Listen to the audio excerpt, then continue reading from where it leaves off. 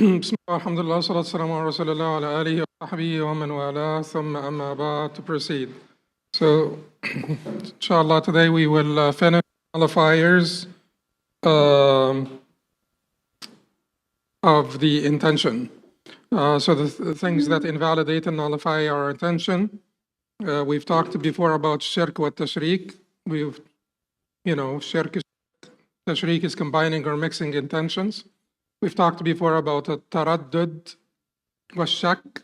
We've talked about doubt and hesitation about the niyyah, in concluding the niyyah.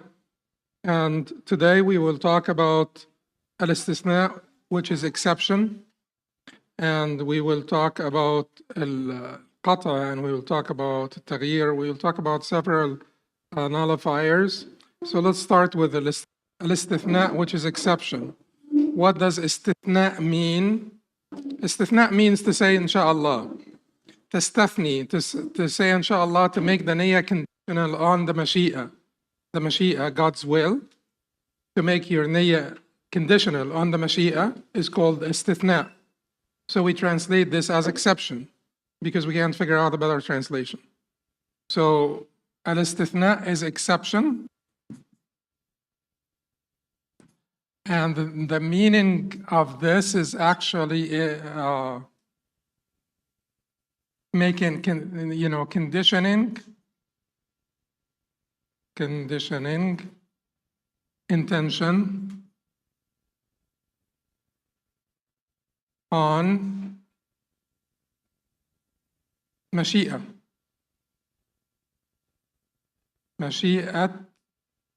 Mashi'atillah. God's will. So when you say something and then you say inshallah, why are you saying inshallah? Are you saying inshallah for affirmation, or are you saying inshallah to make it a conditional statement? So if Allah wills, I'll do it. If not, but sometimes people say inshallah as a habit, sometimes people inshallah for confirmation, affirmation. That's not called istithna. So keep this in mind. If you're saying inshallah as a habit, or you're saying inshallah for affirmation, that is considered istithna. Istithna is when you say inshallah to actually make it a conditional statement. So then what are the types of istithna, and when do you say inshallah, and how does it affect your statement? So first of all, this principle, of the istithna or the exception invalidating your intention applies only to ayman and nuzur, to oaths and vows. If you say, I will pray inshallah, that does not invalidate your action. I'll pray inshallah, I'll fast inshallah. But when you make an oath, you say, I will never talk to him, or I will talk to him inshallah, or something. You make an oath or a vow, and then you say inshallah, al-hinth la yahsul huna, which means you will not be breaking your vow. You will not be breaking your oath. So if you break your oath, if you don't do it, you don't need to pay an expiation or kafara, because you said inshallah. And inshallah makes it a conditional statement. So it makes the vow or the oath ineffective in the sense of not being liable. So it's ineffective, so you will not be liable for breaking your oath, breaking your vow. So it would not be a bad idea to always say inshallah with that intention in mind. Because you're not in control, Allah is in control, and you never know what could happen. You never know if you change your mind. So just say inshallah, and you will not need to expiate, because you will not break your oath, lan tahnith. Now, is there an exception here? They made an exception. So oaths and vows, the niyyah will apply. the niyyah will be invalidated by the exception or istithna, or conditioning it on the mashi'a. What if it is talaq or itq? What if it is divorce or emancipation? And you make it conditional, and you say, inshallah. Invalidates it? No, it doesn't invalidate it in the madhab.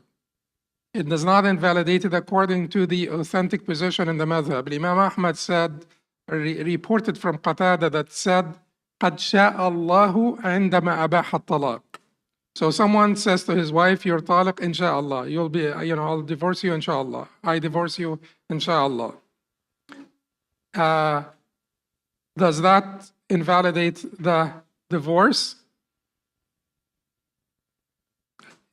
Not in the madhab, not in the correct position in the madhab. It doesn't invalidate it. So Imam Ahmad said, Qatada said, Allah willed it when he permitted it, when he made it mubah, when he allowed divorce, he willed it. Okay. Now, the position of the majority is that it will make it ineffective. And this is also another narration for Imam Ahmad that was chosen by Imam Taymiyyah. You know, Imam Taymiyyah had a little problem with divorces, and he wanted to make every divorce ineffective. He tried his best, and the reason why is quite obvious. People were divorcing left and right, and then they were doing tahleel. You know tahleel, when you divorce your wife 3 times and she'll have to get married to someone, and then there were people known that would basically spend one night with your wife, and then she would be okay to remarry. And that was quite disgraceful and quite shameful for the ummah, that it hurt some people. And he was one of them. Imam Taymiyyah was one of the people who were hurt by this phenomenon, this social phenomenon that was making non-Muslims basically ridicule our Sharia and mock our Sharia. So he tried his best to look into talaqs and to see if which talaqs, which of these talaqs would be valid. So what about talaq al-bid'i, talaq that is forbidden because it happened during the period? What about the 3 divorces in one? What about talaq al-mu'allaq, conditional divorce? What about when you say to your wife, if you step out of this home, you're divorced, or something like this? What about, or if you talk to your sister, you're divorced? So anything.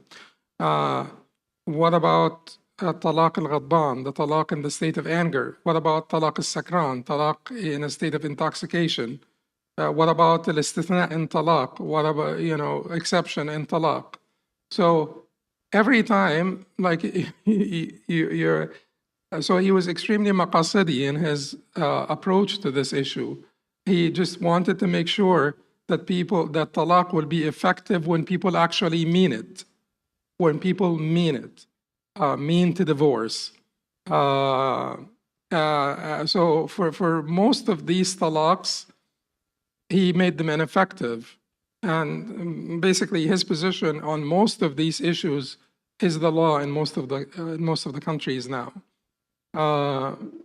So here in the istithna, it would be expected for him to say it would be ineffective because because of that motivation, and because it's the position of the majority at the end of the day that it is ineffective. So if the popular position in the madhab and the authorized position in the madhab is that it's still effective, but there was another narration for Imam Ahmad that it is ineffective, and he took that. He chose that, or he favored that narration. So that's basically the issue with istithna. Istithna does not apply outside of oaths and vows. And when it applies in oaths and vows, the talaq and emancipation, divorce and emancipation, are an exception in the madhab, but they are not an exception according to a lesser, sort of like a weaker view in the madhab that happened to be the stronger view according to the majority and chosen by Imam Taymiyyah rahimahullah. Now, keep in mind that we may be able to say that the niyyah was not invalidated here by the exception. We may be able to say the niyyah was not invalidated by the exception, but the niyyah isolated from action is ineffective. So then the exception invalidated the statement. It did not invalidate the niyyah. Is it clear? There is another way, like this is another way to look at it. So when you say I will I'll go to Texas inshallah. I swear by God I'll go to Texas inshallah. And then you don't go to Texas. And you say, I said inshallah. And whether you say inshallah before or after, it's fine. But when you say I will go to Texas, you will have to be making it, you will have to have the intention of making it conditional on the Mashi'a, on God's will. If you say I will go to Texas, and then you remember afterwards, let me say inshallah, because I'm not sure. That exception does not work. The exception that works is the exception that will accompany the statement. You're making the statement and making it conditional on the Mashi'a or God's will. And in this case, you will not have to expiate, you will not break your oath because you made your oath conditional on the Mashi'a or God's will. But if you say, I will go to Texas inshallah, or inshallah I will go to Texas, either one. I will go to Texas inshallah. They say in effect, in reality or in effect, the Mashi'a is connected to the statement. The condition is connected to the statement. What do they mean by in reality or in effect? In reality, when you say, I will go to Texas inshallah, it's connected. In effect, if there was only a short pause that was not meant, a short pause that was basically imposed on you by like a sneeze, a cough, you paused to breathe. So I would go to Texas, inshallah. Is that connected? It is connected. Why? Because the separation, the pause here was imposed on you by the cough or the sneeze, vomit, whatever it is, that interrupted this. So when you say this, I will go to Texas inshallah, or inshallah I will go to Texas, and then you do not go to Texas, did the exception or the istithna, the conditioning the statement on the Mashi'a, invalidate your niyyah? We may say that's the whole discussion here. They say it invalidated your niyyah, but there may be another approach to this, another take on this. Someone may say, no, it did not invalidate your niyyah, it just invalidated your statement, and a niyyah without a statement is ineffective, is inconsequential. The niyyah alone without the statement is inconsequential. Okay. Now, interrupting termination and resolving to terminate. To terminate your niyyah or to resolve to terminate your niyyah. That's the fifth invalidator or nullifier. So in the discussion that we had before, we said that there are certain things that don't require a niyyah. Certain things that don't require a niyyah. We said, la thawaba illa biniyyah.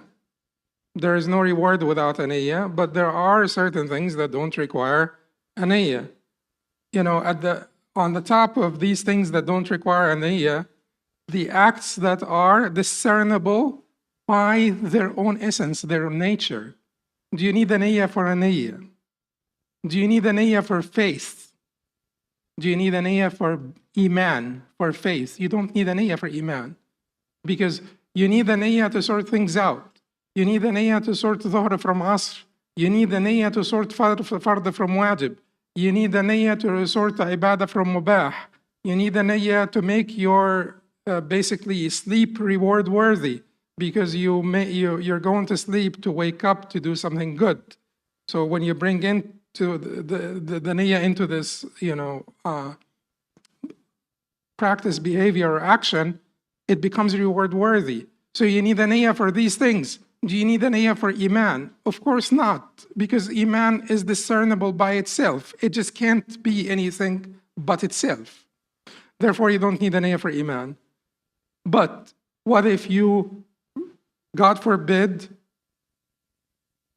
terminate that niyyah or resolve to terminate that niyyah? You say, like, God forbid, I will just, quit believing, or I'll leave Islam, or something like this. That resolve immediately terminates the niyyah, terminates the action. Now it's an action of the heart. Iman is an action of the heart. So that resolve immediately terminates the action. Keep in mind, this is resolve. All the OCD people here in this crowd and online, just don't worry about it, because I'm going to get a lot of messages about this. This is when you're resolved to terminate your faith, to terminate your iman. This is not al-Khawatir. These are not the passing thoughts.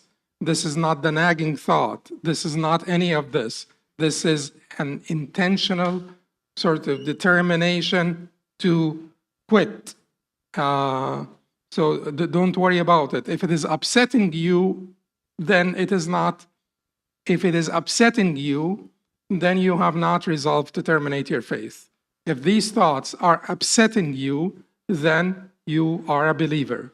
And it's a sign on your belief, because it's upsetting you. Okay, so now what about the ibadat in general? Any time you resolve to terminate your ibadah, the ibadah ends immediately. So when you resolve to terminate your salah, your ibadah, your salah terminates immediately. Sawm terminates immediately. Which ibadah does not terminate? Hajj and Umrah. Why? Because there is as we said, there is a process to terminate them. أتم الحج والعمرة لله. Allah said, complete the Hajj and Umrah for Allah. So simply saying, I quit, or even if you say to all people, bear witness that I'm quitting, that does not terminate them until you go through the process. Keep in mind that we will talk a little bit later about the difference between terminating the niyyah and resolving to do an action that invalidates your niyyah or invalidates your act of worship. To resolve to do an action, to resolve to eat during your prayer or your fasting. We will come to discuss this. This is not the same topic as terminating your niyyah or resolving to terminate your niyyah. It's a different discussion with some nuance. I'll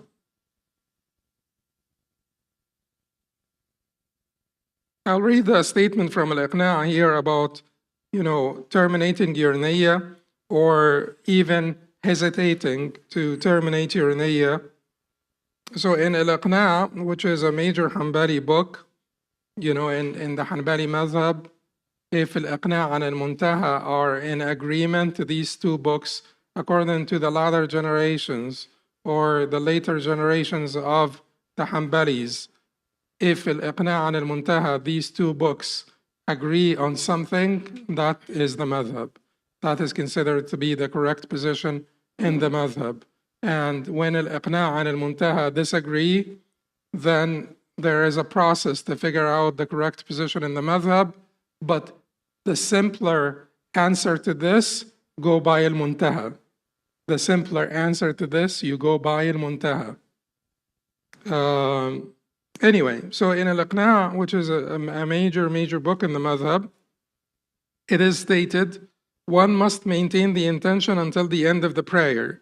If the intention is terminated during it, or if one resolves to terminate it, hesitates, doubts whether they intended it or not, or performs an action with doubt and later recalls that they intended, or doubts about the opening takbir, or doubts whether they consecrated their prayer, takbirat al-ihram yani, with the intention of Dhuhr prayer or Asr prayer, and later remembers or intends to terminate it or conditions it on something else, it is invalid in all these cases.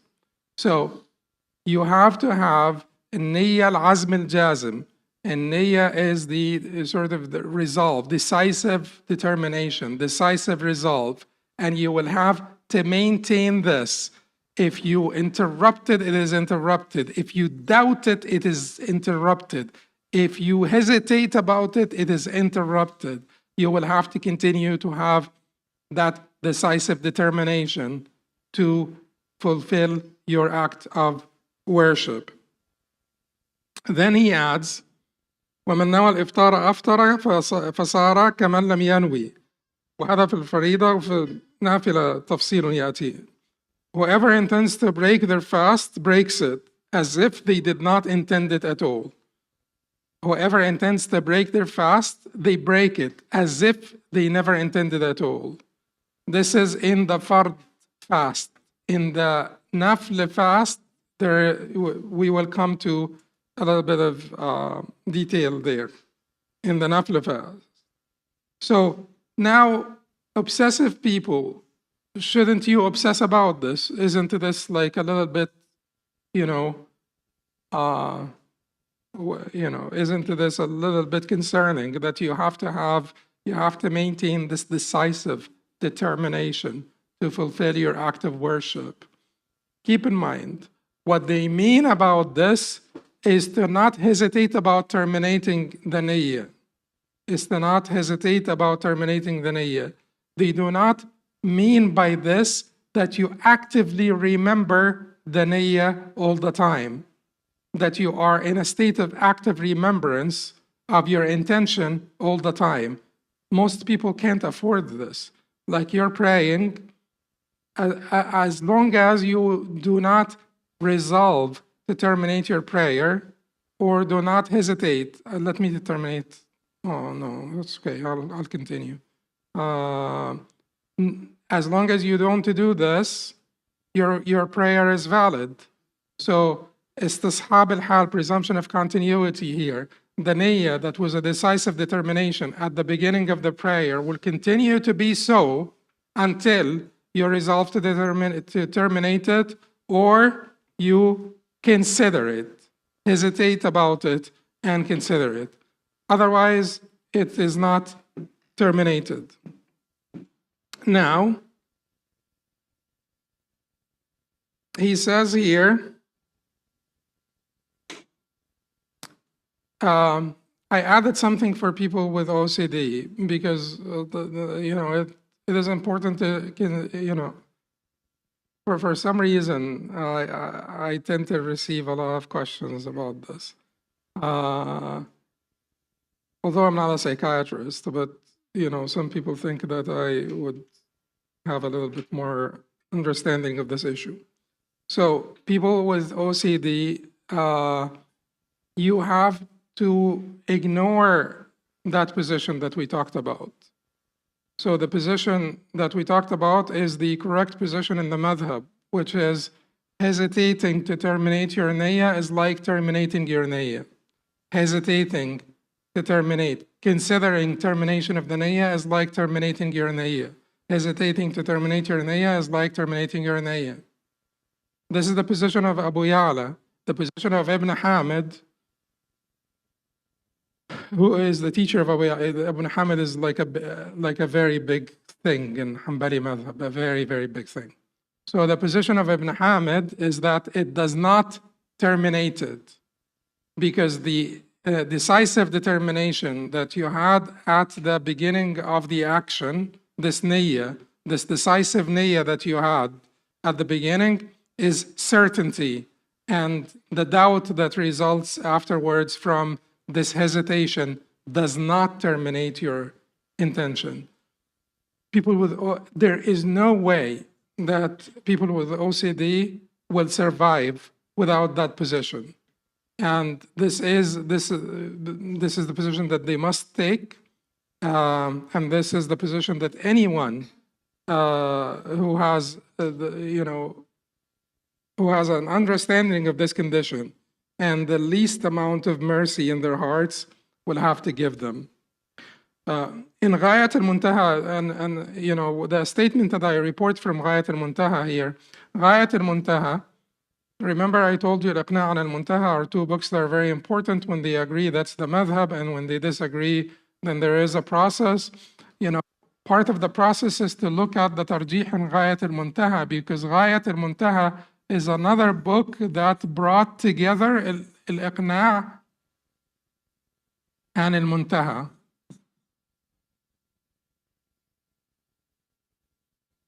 Brought together al-Iqna' and al-Muntaha.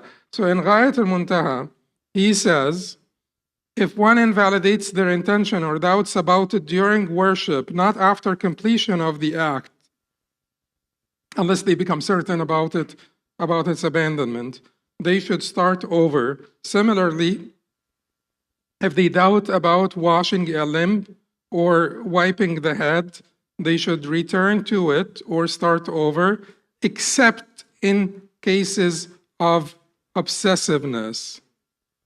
So, except in the cases of obsessiveness. So, you terminate your niyyah or doubt about it or hesitate about it, your act is invalid. Your act is invalid. He says that this is only during the act. After the act, you finish your act, if you're not certain that you did an invalidator of the act or you missed a pillar of the act, your act is valid. That applies to all people.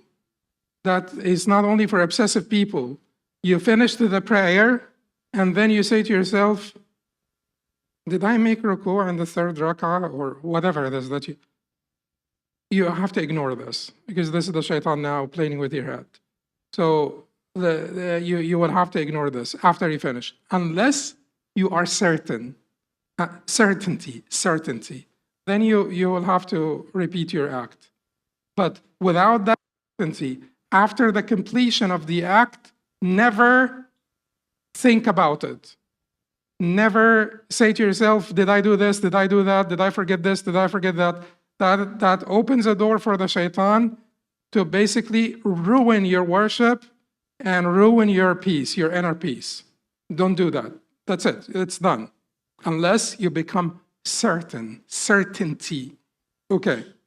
Now, he says that if you hesitate during the prayer about your niyyah, or similarly, if they doubt about washing, if you have doubt about washing a limb when you're making your wudu or wiping the head and so on, you should return to it or start over, except for obsessive people.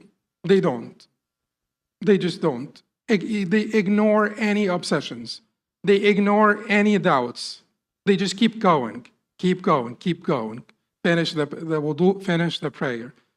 Some of these obsessive people repeat the wudu 60 and 70 times.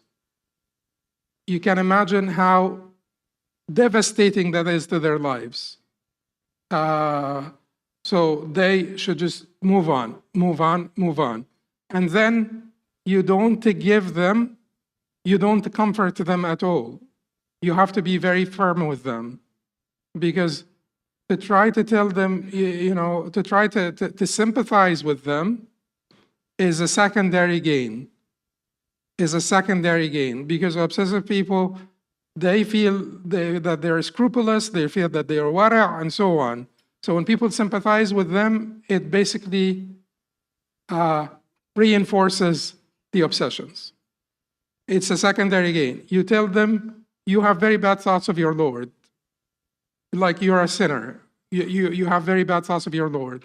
You think of a very vengeful, unfair, uncaring God. The God that you worship, these are not the qualities of the God that I know, that I worship, and things of that nature, so that they recover. Otherwise, you would be reinforcing their obsessions and helping devastate their lives. Okay. Then note that our discussion here concerns the intention in the sense of a firm resolution and its effect on distinguishing actions and the legal rulings that result from them. The basic principle is that intention alone does not have any separate effect from the action. For instance, if someone intends betrayal with respect to a safe deposit, they are not liable according to the correct view. So, intention alone, in our discussion, we're talking about intention when, from which angle? From the angle of validating and invalidating actions, right? We're not talking about intentions in the sense of reward and punishment, and in the sense of the hereafter, and in the sense of the khawatir, the inner thoughts, and when do you get rewarded, when do you get punished? Do you intend to do something but you don't intend it? Do you get punished? What if you stop because of an external factor, not because of piety? What if you intend to do ma'asiyah and you stop because you couldn't do it, and things like that? The reward, the sin, or the hasana and sayyah and all of that, this is not the discussion here. This is a fiqhi discussion.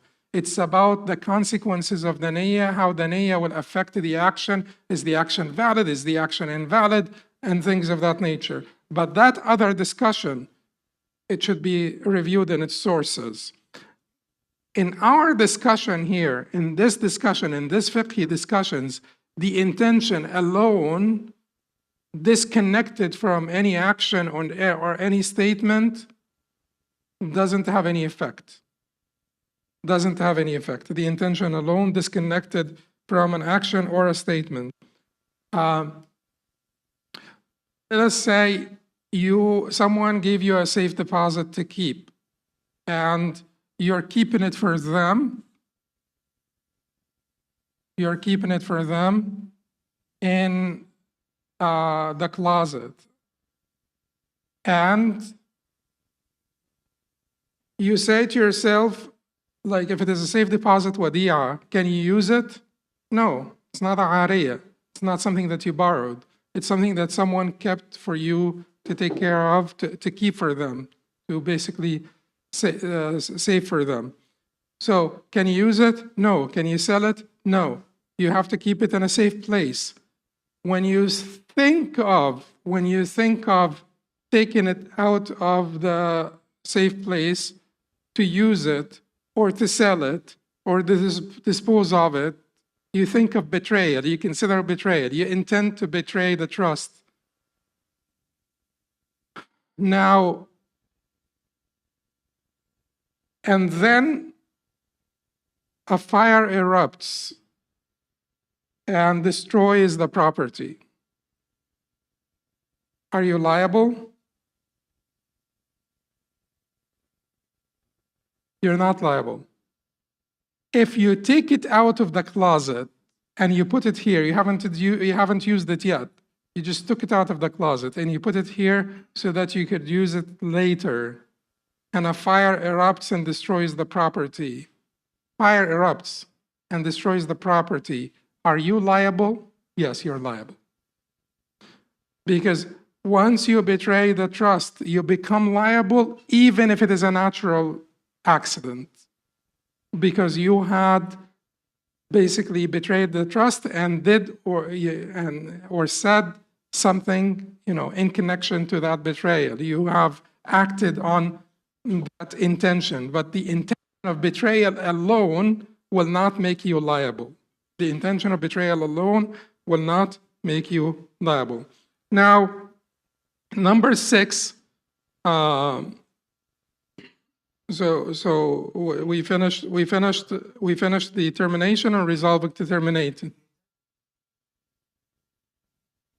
The intention of betrayal is inconsequential unless it is connected to an action or a statement.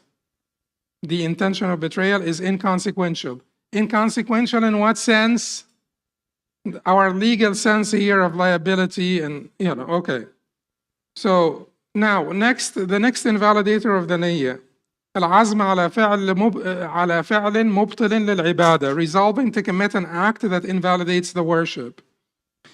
So it has been established that terminating one's intention nullifies worship, and even hesitation in this regard invalidates the worship in the correct view in the madhab.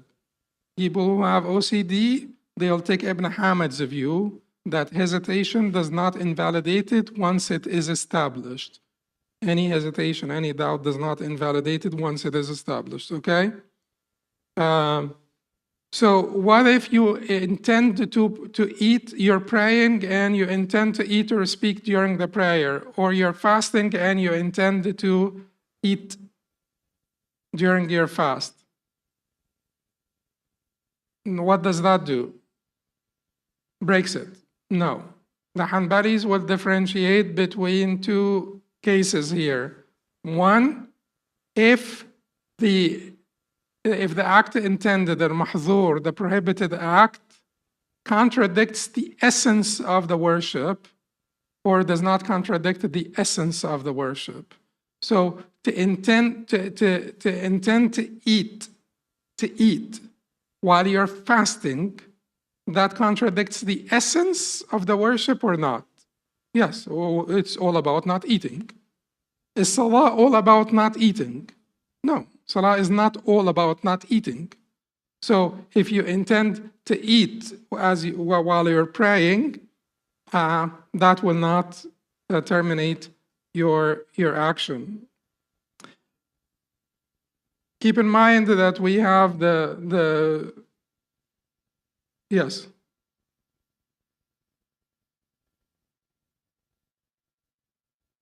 Invalidates the fast, does not invalidate the Salah. Invalidates the fast, does not invalidate the Salah.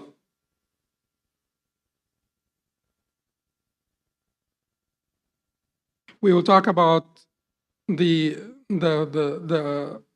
nafla fast, the mustahab fast shortly, inshallah, and the changing of the niyyah of the mustahab fast. But we're talking here about intending to do a mahzur and the difference between salah and siyam in this regard.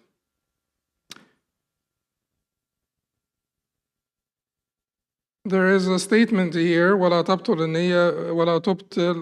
النية بالعزم على فعل محظور في الصلاة كما لو عزم على أن يتكلم في الصلاة ولم يتكلم، أو على فعل مبطل لها من حدث أو غيره ولم يفعل، لعدم منافاة الجازم المتقدم لأنه قد يفعل المحظور الذي نواه وقد لا يفعله، ولا مناقضة في الحال للنية المتقدمة فيستمر إلى أن يوجد المناقض.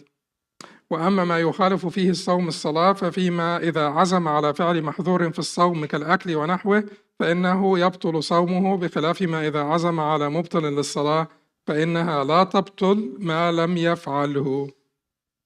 Okay, so let us move now on to the alteration of the niyyah or modification of the niyyah or changing the niyyah.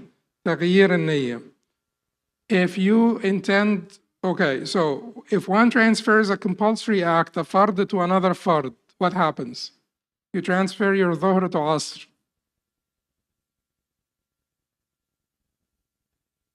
Invalid. Both invalid. Dhuhr invalid, asr invalid. Anything valid? Huh? You're praying fard and you want to change the sunnah. What if you're doing Dhuhr and you switch it to Asr? They will count it for you as a nafl. If you continue with the intention of praying, if you continue with the intention of praying and you don't disrupt the prayer, so no disruption of the intention or the action, they will count this for you as a nafl. You will not get Dhuhr or Asr out of this. You're not getting Dhuhr or Asr out of this, but you're getting a nafl out of it.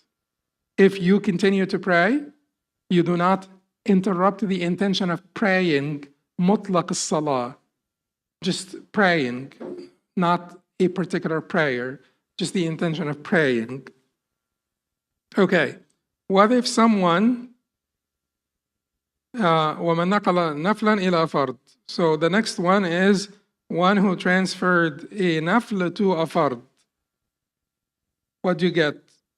Nafl to a fard. This is clarification? Yeah.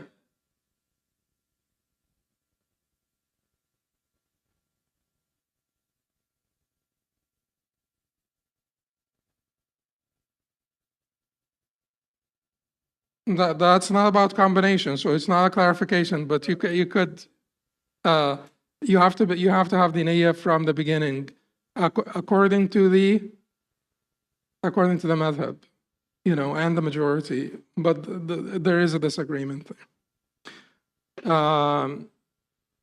So وَمَنْ نَقَلَ نَفْلًا إِلَى فَرْض, whoever transfers a nafl to a fard, what does he get? Nothing. Nothing. You transfer the nafl to a fard, you're going from the lower to the higher, you get nothing. You're going sideways, you get a nafl. You're going from the lower to the higher. That's so audacious of you. So so they don't give you anything, and going from the higher to the lower, that works. So you could transfer from a fard to a nafl. Going from the lower to the higher, you get nothing. Going from the higher to the lower, you get the nafl. Going sideways, from equal to equal, but maintaining the niyyah of the salah, you get a nafl.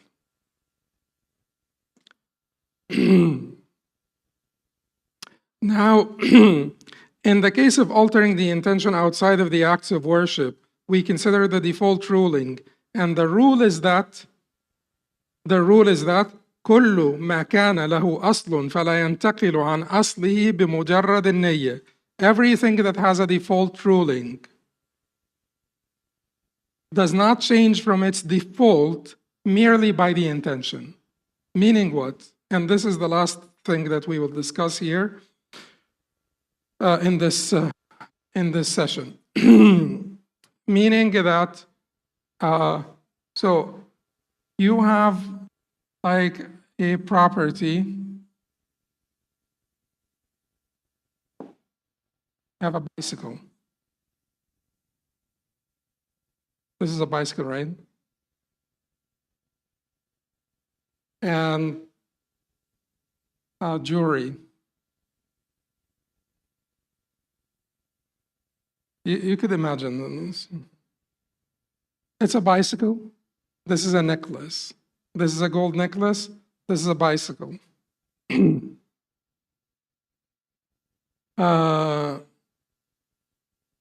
And so this bicycle you inherited, or you obtained somehow, you bought, but at the time you purchased it, you did not intend to trade it. You did not intend to trade it. And then later, 2 months later, you said to yourself, I'll sell this. Would it be zakatable? It's a bicycle, it's anything, anything like, anything that, that you're using. Would it be zakatable then? after like 1 year. So now, so this is Muharram, and this is Dhul Hijjah,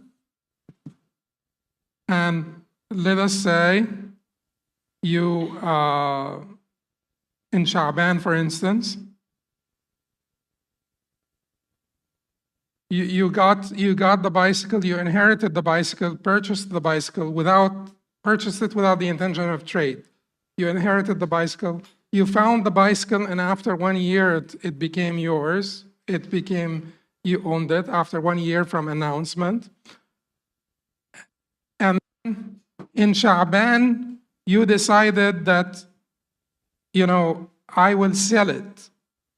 Keep in mind that this may not be just a bicycle. This may be 20 cars, like a fleet of cars that you inherited. I will sell.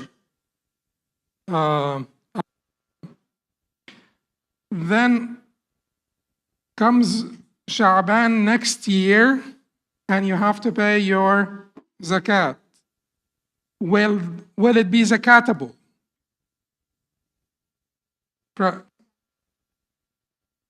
No, not zakatable. Why?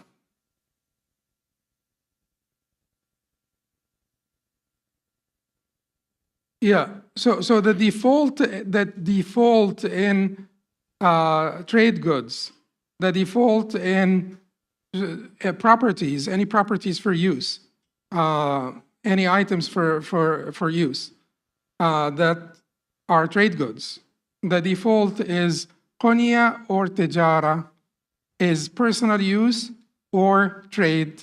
The default is personal use. The default is not trade. It's personal use.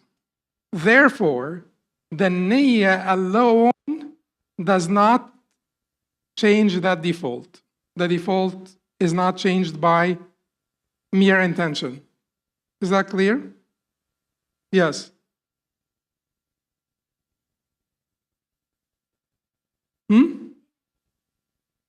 He said, I will sell this bicycle. No, he hasn't sold it yet. He still has the bicycle. But a year earlier, he had made an intention to sell it. So it's trade goods. Now, after 1 year, does he have to pay zakat? No. So when does he have to pay zakat? If he displays it. If he does something, in addition to the niyyah. If he does something in addition to the niyyah, this will transfer it to being zakatable, something in connection. So it's now different. Now, and this is the Hanafi position, by the way, that you will need to display it to become zakatable, to do something in connection to the intention.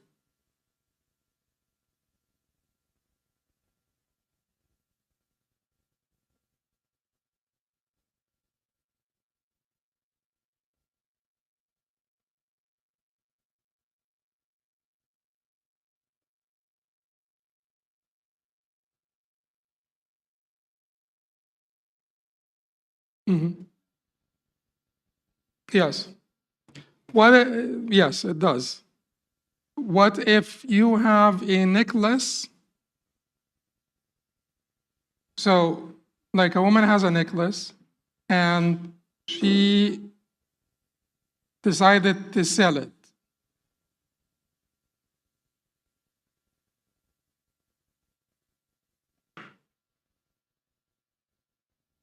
What is that? It becomes zakatable immediately, because the default for gold and silver is that it is mal namin, yuzakka. So the default for gold and silver is different from the default of other properties for use. The default for all properties for use is that they are for personal use until you actively do something to sell them. The default for gold and silver is they are trade goods until proven otherwise, until they're trade goods by default. They're trade goods by default. So he says here, وإذا كان الحلي لللبس فنوت به المرأة التجارة انعقد عليه حول الزكاة من حين نوت، لأن الوجوب هو الأصل، وإنما انصرف عنه لعرض الاستعمال، فعاد إلى الأصل بمجرد النية من غير استعمال، فهو كما لو نوى بعرض التجارة القنية انصرف إليه من غير استعمال. So clearly we're talking here about the niyyah being insufficient to transfer something from the default. The default continues. So if it is items, whatever items other than gold and silver, the default for them is personal use. They don't become trade goods simply by the intent to sell them, and vice versa. So, for instance, someone inherits, like land, like a widow and her children inherit a land. Even if they intend to buy it, and they wanted to freeze it, sort of, is that like an expression? They use this in Egypt. To freeze it means like to keep it until it appreciates, until the prices appreciate. So they intend to keep it until the prices appreciate. They keep it for 20 years. Do they have to pay zakat? No. They don't have to pay zakat. For 25 years. They intend to sell it. They are going to sell it. But they're keeping it until it appreciates. They don't have to pay zakat. Because the way they acquired it was through inheritance, not purchase. If they purchased it, and at the time they purchased it, they intended to sell it, it becomes zakatable from the time they purchased it. But if they purchase it with the intent of using it, and then they change the niyyah, that change of niyyah is inconsequential. If they acquired it through other means, not trade, not through purchase, and then intend, or even from the time they acquired it, immediately, they inherited this land before they inherited it. They had in mind that once we inherit this land, we will sell it, but maybe we'll keep it until the prices appreciate or something like this. That intention is inconsequential because that would continue to be unzakatable until otherwise, until they sell it. Yeah.